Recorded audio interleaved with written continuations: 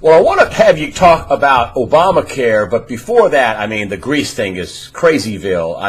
I'm not a financial commentator like you are, a financial analyst. Really, you're a professional trader, entrepreneur, you're many things, but you write a lot of content on your market-ticker.org, and I know you have something to say about what's going on in Greece, which really is what's going on in Europe. What's your take? It doesn't look good to me. What's your take on this? The bottom line, Greg, is that you cannot, any government, I don't care if it's our government, I don't care if it's Greece's government, it doesn't matter if it's, France, Spain, Italy, makes no difference. You cannot, on a long-term basis, increase government spending at a rate faster than the economy grows. You don't have an invariant set of units. In other words, we don't measure how many cars we produce, we measure how many dollars the cars are worth when we talk about GDP, okay? So if your GDP goes up by 3% and government spending goes up by 5%, then invariably government spending will encompass all of economic output over time. This is arithmetic.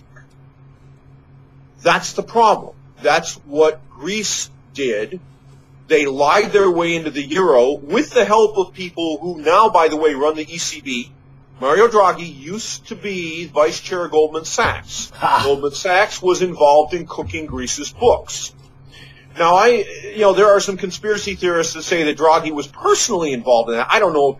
The timelines don't match up correctly for that to be true, but it doesn't matter because he was vice chair of the company that has been proved to have been involved in it.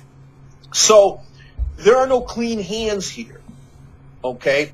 But the problem that Greece has today is that even though they are now on the brink of an economic disaster, their people did the right thing by saying no, because adding loans to someone who cannot pay their current loans cannot make the situation better. Okay? The only way you can solve this problem is to take that paper that was written with full knowledge that it could not be paid and default it. Get rid of it. Throw it out.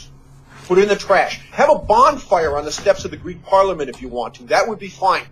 But then the Greek government has to stop spending more than it takes in taxes.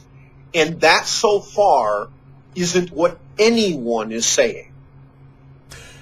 Not Tsipras, not Varoufakis, nobody. And until they do, there is no solution. There is only more pain. So we're going to have this process, but the Germans and the rest of the EU are going to have to deal with the fact that about half of what the Greek government previously contracted as debt was fraudulently contracted. It's worthless. It needs to be written off. Germany doesn't want to deal with this because they would end up taking the lion's share of that loss. But see, Greg, this is the thing, is that all of these countries have engaged in the same lie. They have all engaged in the same fundamental fraud, which is that you can spend more than you take in on a permanent basis. Okay? It is the same fraud that is going on here in the United States. We just haven't gotten hammered yet with it, but we will. But this is a fraud. The people who did this need to go to prison. There is no way to undo that Gordian knot other than to say, we can't pay it. We never could pay it. You were lied to. And by the way, we participated. The people who did the so-called lending were active participants in a crime. This Guardian UK story, just a little side note here, came out just a few days ago, I don't know, last week sometime, and said that, of the $240 billion that Greece got, the Greek people got, 10% or less that went right back into the banks. I mean, what kind of a monkey spank is that? I mean, what bailout is, who's the bailout for? Well, that's the whole point, Greg, is that there was no bailout, okay? The people that got bailed out were the Goldmans of the world that had participated in an active scam.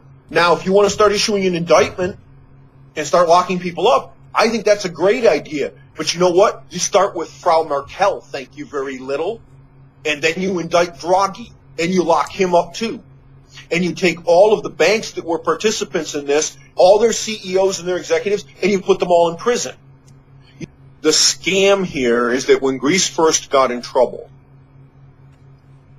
the scheme of the bankers was to take the privately held debt, which would have sunk several of them, and throw it off onto the official government balance sheet via the ECB.